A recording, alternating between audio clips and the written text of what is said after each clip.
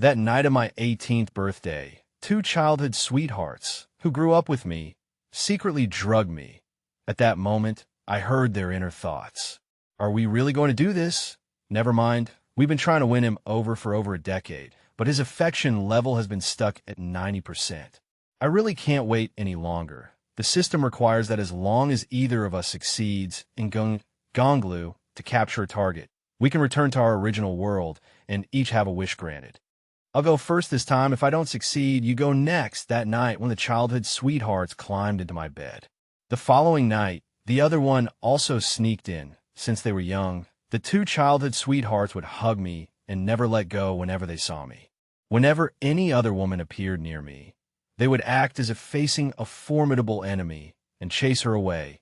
Love letters sent to me by others, before they were even opened, would be torn to shreds by them. That night of my 18th birthday, they chose to drug me in order to capture or target me. I could only pretend not to know and play along with their act. After all, they had been beautiful since they were little girls, and as they grew up, they became even more graceful and stunning. With curvaceous figures, their beauty was no less than that of those big stars. Anyway, I wasn't at a disadvantage. I didn't expect that they would try to capture or target me with methods like sleeping with me for a year, only to find that the affection level not only didn't increase, but had actually dropped quite a bit. The two of them were suddenly anxious and worried. Their inner thoughts rang out again. Damn it! We eat with him, sleep with him, play with him, but the affection level hasn't increased at all, and has even decreased a bit. What should we do? Will we never be able to go back? Olivia, I think it's pretty good here even if we can't go back. Oliver is handsome, rich, and, very strong in that area. What are you thinking, you little brat? As long as we complete the task, the system can make you the richest person in the world, and you can pick any good man you want. That's true. Olivia, but what do we do now? It's all Oliver's fault, that bastard. Damn him. After we complete the task, before we leave, we must break 3 of his legs. Then, they initiated Plan B. They felt they had been too nice to me and decided to go the other way. They decided to find a man to stimulate me and make me feel a sense of crisis. They actually found a classmate, the universally hated green tea male, George. He also happened to be the son of Olivia's family's nanny. That day, the two of them gave George extravagant gifts. One gave him a 300,000 yuan watch. The other gave him a custom-made suit, also of considerable value. The whole school was in an uproar. Everyone knew that the two of them were always around me, but now they were showing great affection to another man. A warning bell instantly went off in my head. I remembered those nonsensical, melodramatic romance novels I had read before. If things went as expected, I would be subjected to all kinds of abuse next. In these kinds of novel tropes, the scheming guy would try every possible way to frame and slander the male lead in order to snatch away the two childhood sweethearts. The two childhood sweethearts, without distinguishing right from wrong, would stand on the scheming guy's side and suppress the male lead, abusing him both physically and mentally. The male lead would forgive them again and again. He would be beaten black and blue, and might even be forced to kneel or get slapped if he wasn't careful. In the end, even if the male lead wanted to get away from the two childhood sweethearts, there would be some kind of countdown. Thinking of this, I couldn't help but shudder. I am still in university and can't possibly have a bodyguard with me 24/7. Plus, my family has always had a good impression of the two childhood sweethearts. The 3 families have always had business dealings. Currently, the probability of me successfully persuading my family to take action against the 2 families is quite low. My parents would only think that I am being ridiculous. Thinking of this, I immediately decided to study abroad. After I turned 18, under the arrangement of my family, our Oliver family and Amelia family had already initially reached a marriage agreement. It's just that I had been keeping it a secret from the 2 childhood sweethearts. My fiancée Amelia would pass me love letters every other day in high school. They were all torn up by these 2 childhood sweethearts, and they didn't forget to mock and ridicule her in every way. At this moment, she happened to be studying abroad. Under the pretext of cultivating our relationship, I successfully persuaded my family to agree. The next day, I had just finished packing my luggage. The 2 childhood sweethearts came back with the scheming guy. This house is near the university, and we three live together when the two of them saw the 92% favorability rating above my head. They immediately exchanged glances, both seeing excitement in each other's eyes. This favorability rating is, of course, their misconception. After a year of constant experimentation, I have also figured out a bit of a pattern. As long as I see them and my heart is happy, the favorability will rise. If my heart is still, it will not move. If I am disgusted, it will drop, but currently the lowest it will drop to is 70%. It seems to be because of their high looks and good fire. My heart is not so disgusted with them yet. Of course, I don't dare to adjust it too low at the moment. I am worried that they will do something more crazy and extreme. I had just walked to the stairs with my suitcase. Olivia spoke coldly. "Oliver, I just sent you a message asking George to move in today as well. What are you doing? Can't you be a little more sensible?" Another childhood sweetheart, Isla, quickly chimed in. "Exactly. Oliver, can't you be a little more generous? How about this? You give up your big room for George. You can just live in the room by the stairs downstairs." I almost laughed out of anger. The room by the stairs was a storage room. These two were really scraping the bottom of the barrel just to provoke me. I looked at them mockingly. "No need. I wouldn't want to stay here and disturb you all." The two childhood sweethearts exchange a look, their eyes full of smiles. This trick really works. This Oliver is indeed jealous, but both of them wore mocking expressions on their faces. Olivia sneered. "Oliver, stop playing these feigned retreats with us. That trick doesn't work here. If you have the guts to walk out today, don't ever come back." Isla even wore a look of disdain. "Yeah, stop acting pathetic here. Who wants to see that?" I couldn't be bothered to pay attention to them, pushing them aside to go downstairs. At this moment, George grabbed my arm, looking pitiful. "I'm sorry, Oliver. It's all my fault. I was the one who wanted to move in. Blame me if you have to. I know I don't deserve to live here."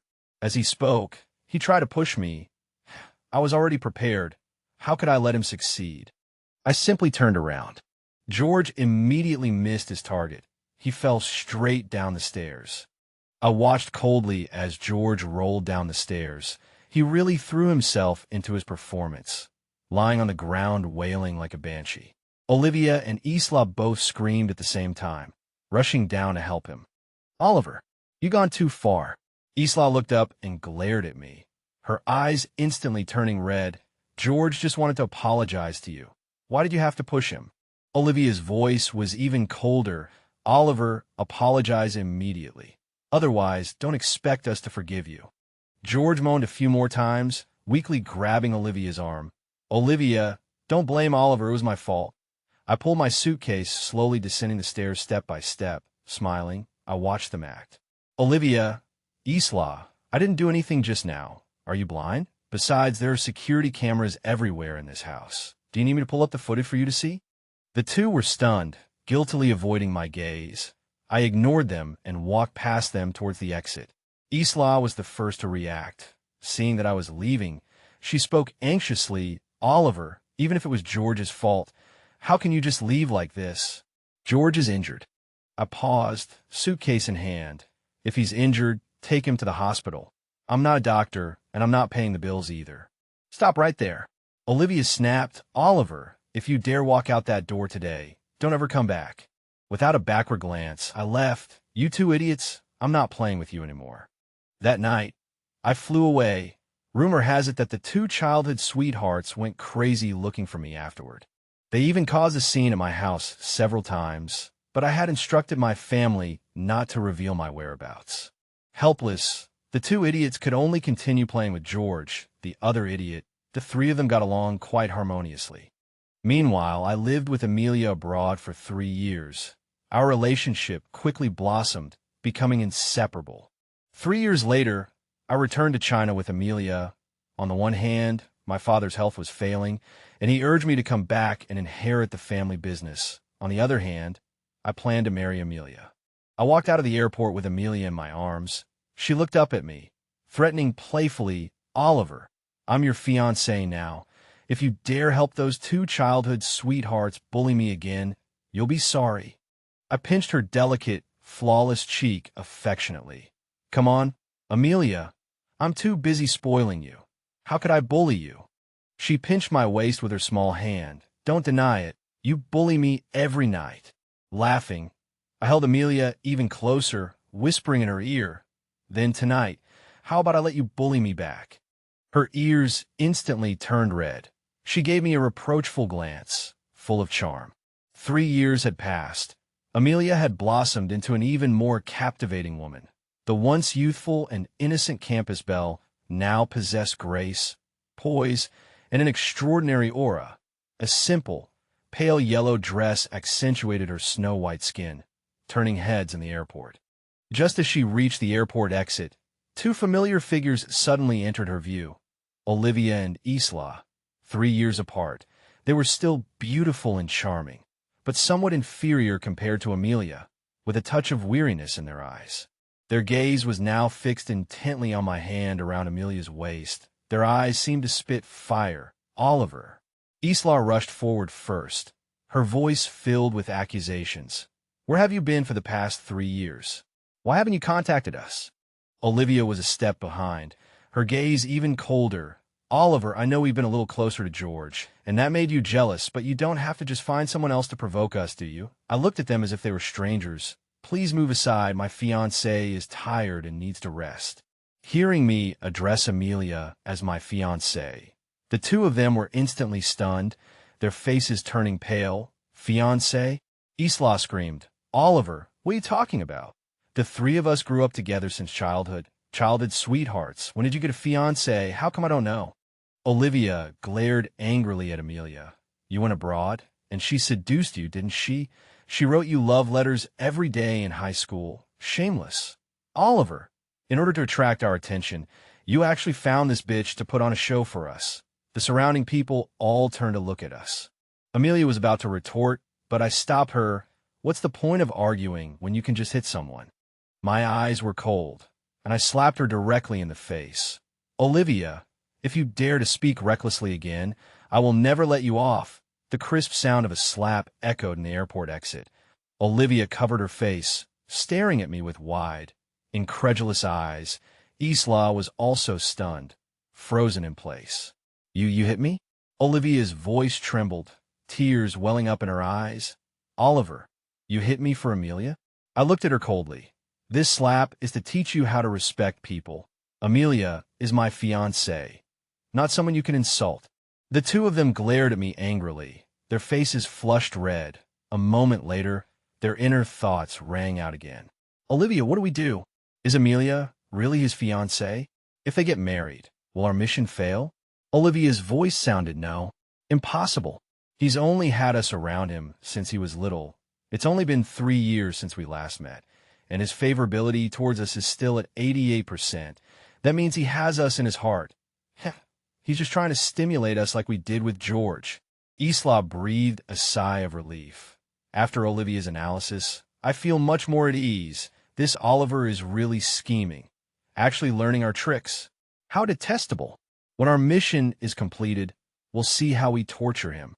After the two finished communicating, they regained their confidence. Olivia reached out to pull me. Oliver, stop it. Let's go home first. In the 3 years since you left, your room has been kept as it was, and someone cleans it every day. Just then, her phone rang abruptly. After answering it, her face changed drastically. George, don't do anything rash. Don't think about suicide. We're not leaving you. We're coming back right now. Isla's face also changed instantly. The two of them seemed to have forgotten about me, not even giving me a glance as they hurried away. Amelia looked at me with a puzzled expression. Oliver, I feel like those two are a little strange. I pinched her pink cheek again. Those two have some issues. I've just been teasing them. Forget it. Let's ignore them. Let's just go home quickly. In the evening, my parents threw a grand homecoming banquet for me. Amelia and I attended in full dress. We immediately became the focus of the entire banquet. Halfway through the banquet, unexpectedly, the two childhood sweethearts arrived with George. George's hand was still wrapped in bandages. Amelia and I were chatting by the pool with glasses of red wine in hand.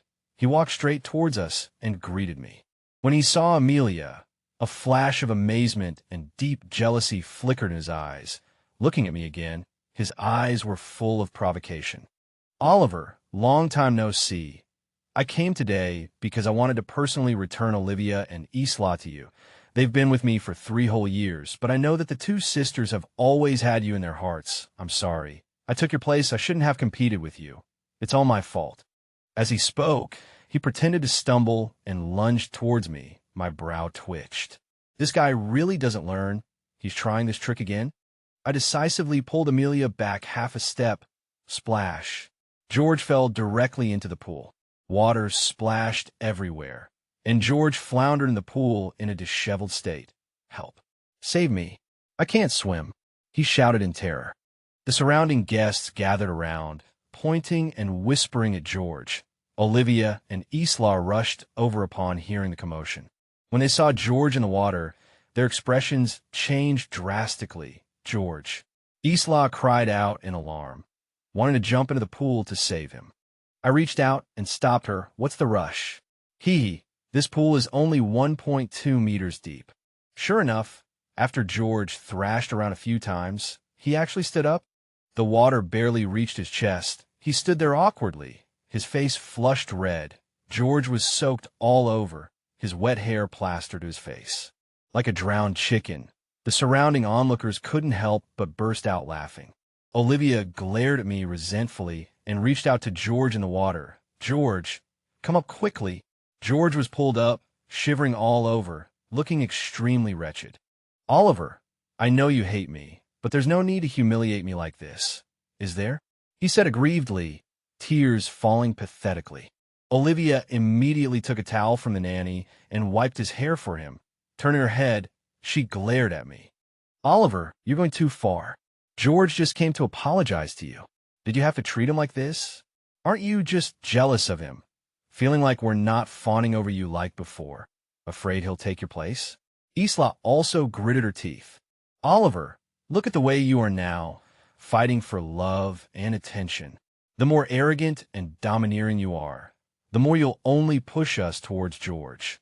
Hearing their outrageous remarks, I almost laughed out loud. The gazes of the surrounding guests also turned strange. I swirled the red wine in my glass and spoke slowly. "Are you two out of your minds?" He threw himself down on purpose. "What does it have to do with me? So many people saw it with their own eyes. Do you think everyone is as blind as you?" Amelia affectionately looped her arm through mine, softly agreeing. "Yes, Oliver and I were standing there perfectly fine. He's the one who insisted on throwing himself over." The surrounding people also began to mock them. "Good heavens, isn't this a setup? I saw with my own eyes that he threw himself over. Arthur didn't even touch him. How can they blame Oliver for that? There are many green tea be asterisk cheese these days, but a green tea man is rare. Yes, it was my fault for being careless. It's not Brother Shung's fault." George's face turned ashen when he was mocked in public. Olivia and Isla also realized that something was wrong, but they still shielded George behind them. "What do you know?" Isla shouted at the onlookers. "George is so kind. It was just an accident." Oliver could have stopped him, but he deliberately dodged. Olivia glared fiercely at me. "Oliver, you did it on purpose. Just admit it. You're jealous that George has been by our side for the past 3 years, so you want to take revenge." Amelia sneered. "My husband is the one and only heir to the Arthur Group. Why would he be jealous of him?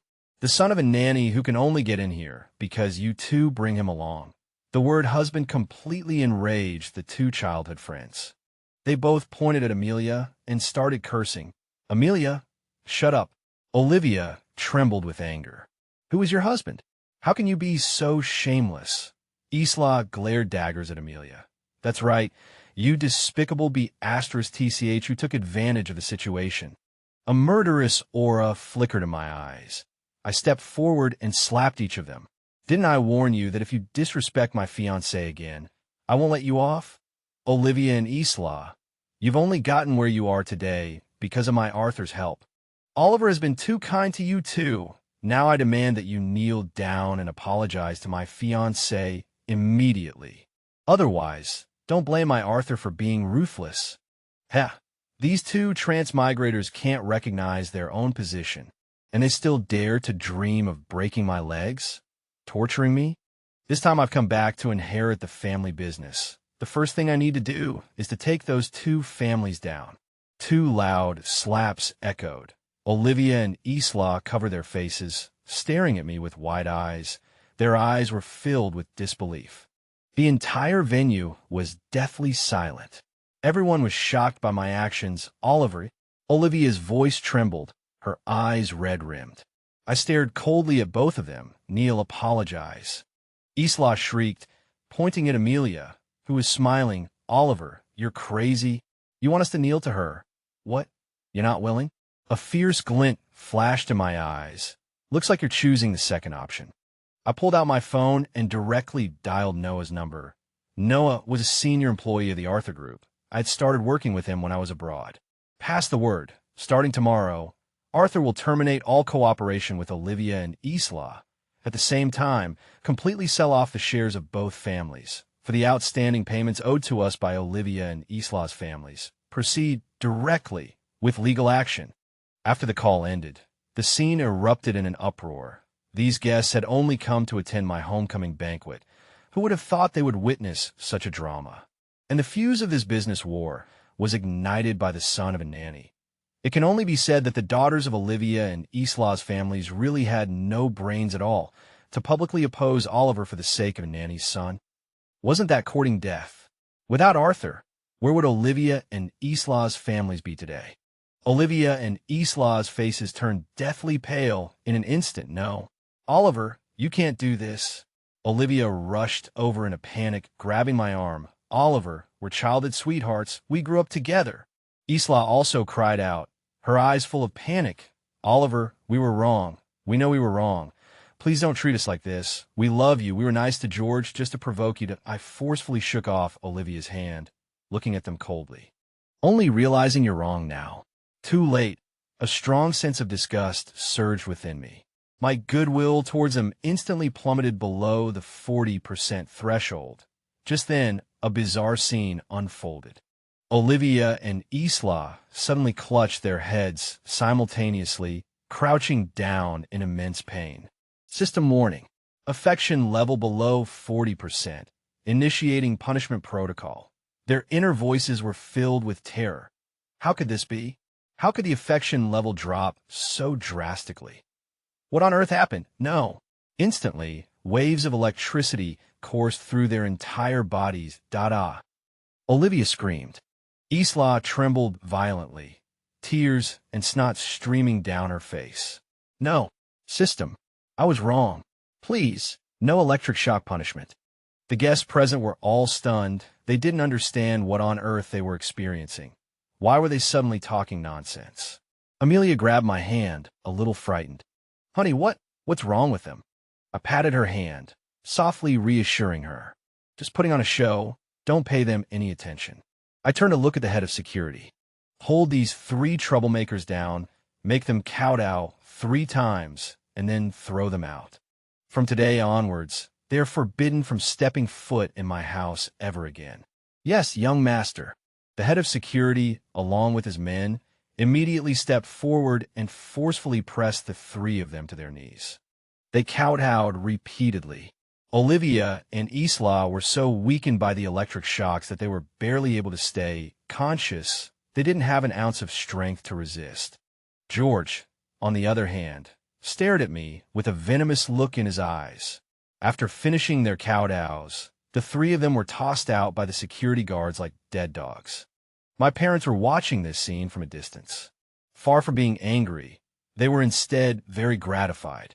Although Olivia and Isla were my childhood sweethearts, if I, as the heir to the corporation, were to only show weakness and be swayed by matters of the heart, they would have been greatly disappointed. The 3 of them scrambled up from the ground. Cursing, George's tears streamed down his face again. Olivia, Isla, it's all my fault. If it weren't for me, Oliver wouldn't have treated you like this. It's all because I'm so useless that I've implicated you too. George put on a show for a while, only to find that they didn't comfort him at the first moment like before. Instead, their eyes were full of disgust and annoyance. George panicked and hurriedly said, Olivia, Isla, you're so good. Oliver doesn't know how to cherish you. Don't worry. I will definitely love you and cherish you." Olivia was furious and slapped him in the face. "George, haven't I warned you not to have any improper thoughts about us? You're just a tool I used to provoke Oliver. Did you really think we liked you? If it wasn't for you, would we have suffered such humiliation today?" Isla pointed at George's nose and cursed. "You, the son of a nanny, are you worthy of our liking? I'm telling you, you better pray that Oliver can forgive us, or Olivia and I will never let you go." The words of the two made George feel as if he had fallen into an ice cave. He was extremely flustered and scared, and he couldn't say a word, trembling. He had long forgotten the agreement the two had made when they found him. These past few years, he had been immersed in their tenderness. The greed in his heart grew bigger and bigger. He had been fantasizing about a life of having both of them in his arms, and he was excited just thinking about it. That's why he couldn't wait to stir up trouble on the first day I returned to the country. Thinking of his sweet life these past few years and the cold and heartless words of the two just now, George laughed maniacally, and then tears flowed again as he left. "Olivia, Isla, don't deceive yourselves. Oliver doesn't love you at all. Otherwise, he wouldn't have left for 3 years. The one who loves you and cares about you the most is me. Can you look back at me?" George didn't expect that his words didn't elicit the slightest pity from the two of them. Olivia's eyes were full of bone-chilling coldness. "Shut up. What are you? How dare you compare yourself to Oliver? Oliver is just fascinated by that Amelia. He must have us in his heart." Isla was exasperated and rushed up to kick him. "That's right. Get lost. I feel disgusted just looking at you now." The two left George on the spot and walked away together without hesitation. George had no choice but to take a taxi back to his residence. Little did he expect that all his belongings had been thrown out by the bodyguards. He still wanted to rush in and pester them, but he was beaten severely by the bodyguards. He was beaten black and blue, covered in injuries. The eldest lady said that if you dare to appear in front of her again, she will make you disappear completely. George curled up on the side of the road. He had become accustomed to this kind of wealthy life these past few years. Now, he had fallen into the mud again. Looking at the scattered luggage all over the ground, his eyes were full of despair and resentment. "Oliver, Olivia, Isla, you all humiliate me. Look down on me." His face twisted in distortion. "Just wait. I will definitely make you pay a painful price." The next day began. Olivia and Isla's stocks plummeted. These two companies had originally developed because of Olivia, Isla, and my relationship. Most of their business came from Arthur. As soon as I cut off cooperation, other partners, in order to avoid risks, chose to sever ties with the two companies one after another. Almost everyone in Shanghai guessed the fate of the two companies. Not a single person was willing to lend a helping hand. The heads of the Olivia and Isla families could no longer sit still. They brought gifts to my house to apologize. My parents threw the gifts out with gloomy faces. My dad was even more furious.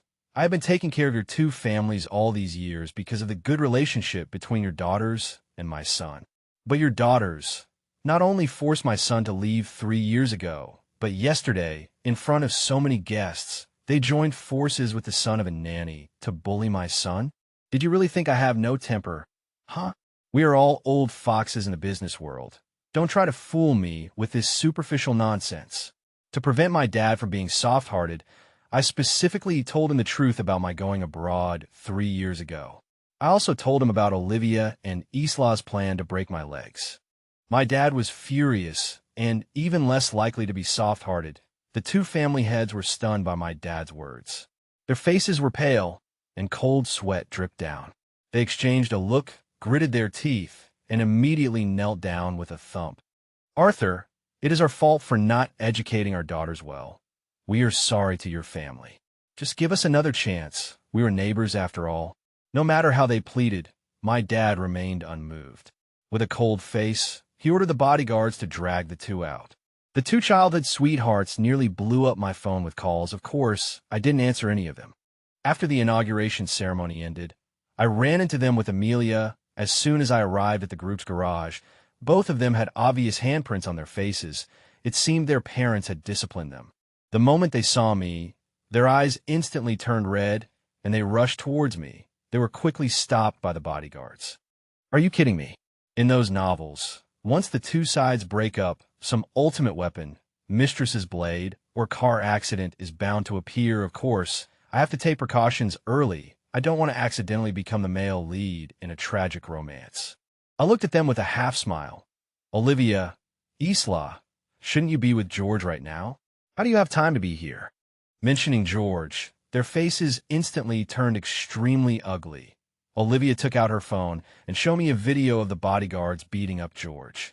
Oliver, we only got together with George to provoke you. Isla, and I really know we were wrong. We love you. Please give us another chance, okay? Actually, before I heard their true feelings at 18, I thought I would end up with one of them. I never expected their kindness towards me to be a blatant deception.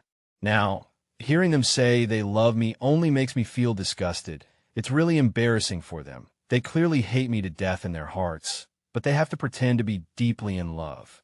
Isla looked up at me, her voice filled with sobs. Oliver, please, we really can't live without you. Please give us another chance, okay? We will definitely never do anything to hurt you again. We were wrong. We really regret it. Olivia hurriedly echoed, yes, Oliver, we really know we were wrong. We all love you. You can marry either one of us. I put my arm around Amelia's slender waist and looked at them with disdain. Why should I choose you? Amelia is prettier than you, has a better figure than you, and comes from a better family than you. Am I blind that I have to choose one of you? Get lost. Get as far away from me as possible. After saying that, I took Amelia's hand and was about to leave, but the two of them got anxious and desperately tried to break free from the bodyguards to rush over, but they were held down firmly on the ground by the bodyguards. Olivia's eyes were bloodshot, and she shouted anxiously, Oliver, you can't choose someone else. We really can't live without you. You can punish us however you want, but you can't choose someone else. Isla stared at me intently. Her eyes were filled with deep unwillingness. Oliver, you can't treat us like this. We won't force you to choose anymore. How about we both marry you? As long as you love us, we're all yours. It was rush hour, and there were many people in the underground parking lot. Everyone was shocked by Isla's words and started whispering. Amelia was jealous and pinched my waist hard, making me almost shout out in pain, baring my teeth. This girl is really jealous. I have to teach her a lesson tonight. I was worried that these two crazy women would say something shocking again. A strong sense of disgust welled up in my heart. Unsurprisingly, they were once again punished with electric shocks by the system. They wailed in pain on the ground. I ignored them and left with Amelia. I thought those two would back down when they saw how things were. I didn't expect them to show up on the day Amelia and I were trying on wedding dresses. Of course, the bodyguard stopped them 3 meters away from us. Oliver. Olivia stared at me with red eyes. We grew up together. How can you marry Amelia? Don't you miss the days when the three of us were together at all? Isla held a stack of yellowed photos in her hand, all group photos of the three of us taken together. Oliver, look, we were so happy together. Don't abandon us. As long as you love us, Olivia and I are willing to be your mistresses. The staff at the bridal shop heard this. Each of them was shocked and gaping. Amelia was okay. She seemed to believe that these two were mentally ill. I frowned, becoming increasingly impatient, and said to the bodyguards, get them out of here. No. Olivia suddenly pulled a fruit knife out of her bag and held it to her neck. Oliver, if you don't agree today, I'll die in front of you right now. If I die, don't even think about having peace for the rest of your life. Isla quickly chimed in, yes, Oliver, if you don't agree, I'll accompany Olivia. I don't care if they live or die, but I don't want Amelia to be traumatized. I gave the bodyguards a look. These bodyguards are all professionals. The next second, they snatched the knife from Olivia's hand and pinned her to the ground. I stepped forward, looking down at her. Olivia, do you think I care whether you live or die? I'm telling you, even if you two die here today, I will still marry Amelia. If you want to die, do it far away. Don't come near me. Seeing Olivia restrained, Isla hurriedly cried and tried to pry open the bodyguard's hand. She looked up at me, tears streaming down her face. Oliver, how can you say such heartless words? We really love you. We don't ask to marry you, just want to stay by your side. Is our request too much? At this moment, their inner voices wished they could tear me to pieces. What about our mission, sister? If we fail, we can never go back. Ah. Damn, Oliver. Once our mission is complete, we must tear him to shreds. If this doesn't work, we'll kidnap him and lock him up. In the future, his world will only have the two of us. Over time, he'll fall in love, and I don't believe we can't complete the mission. I squatted down and whispered in their ears, "Oh, want to kidnap me? Do you have the ability? I've known about you two time travelers for a long time. All these years, I've just been playing with you. Do you know why I don't want you as lovers? Because I'm tired of playing with you. You're both crazy. I don't want to be caught off guard one day. I have looks and money now. I can pick and choose anyone I want. You really think you're treasures?" Pooey. These words were truly killing them. The two childhood sweethearts went crazy on the spot. Their pupils shrank, and the color drained from their faces. "You, how could you know?" "You knew all along." Olivia's voice trembled. "How could you possibly know? Have you been playing us all these years?" Isla screamed, completely collapsing. "Impossible. You can't possibly know our secret." The corners of my mouth turned up, my tone contemptuous. "I knew from the night of my 18th birthday when you drugged me. Oh, right, I also know how to electrocute you. If you don't believe me, I'll demonstrate it for you now." The loathing I felt for them reached its peak. The two instantly suffered the most intense electric shock punishment they had ever experienced. They convulsed violently, foaming at the mouth. "See?" I said coldly. "This is proof." Their eyes were full of fear as they rolled on the ground, begging for mercy. "Stop. Stop it. I was wrong. Oliver, please let us go." The shop assistants didn't know why the two of them suddenly acted like this, like they were having an epileptic seizure.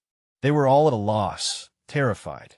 Just then, the bodyguard captain's earpiece suddenly crackled with a frantic warning. "Bad news.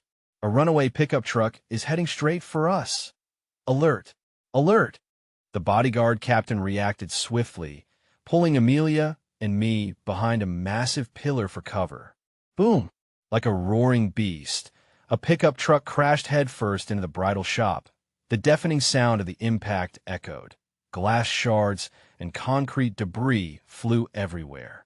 The pickup truck seemed to be aiming for me. It crashed right into the spot where I had been standing moments before. "Protect the young master." The bodyguard captain barked, and several bodyguards quickly formed a wall around us. Through the swirling dust, I caught sight of a twisted, bloodied face. It was George. "Ha ha ha! You're all going to die." George was badly shaken by the impact. He coughed up blood as he laughed maniacally. "Oliver, if I can't have it, neither can you." He yanked the steering wheel, and the pickup truck accelerated again. This time, his target was Olivia and Isla, still lying on the ground and moaning in agony. "No!" They screamed in terror, scrambling frantically to roll away. But the pickup truck ran over both of their legs. Their blood-curdling screams filled the air, a truly horrific sound. Even the wails of ghosts couldn't compare to their terror. The pickup truck slammed heavily into the wall collapsed, and the vehicle came to a stop. The bodyguards rushed forward to check on George. Finding him coughing up blood, clearly with internal injuries, he soon lost consciousness. In the aftermath of the accident, George was pronounced dead after unsuccessful resuscitation efforts.